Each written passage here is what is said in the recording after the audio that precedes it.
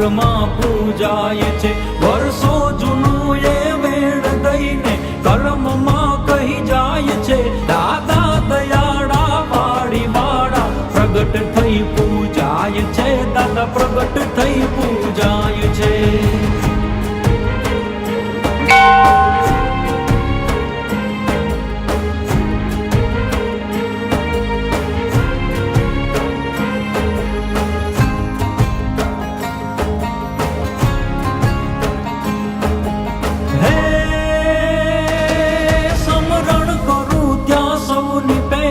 દેવ દયાળો ડગમકે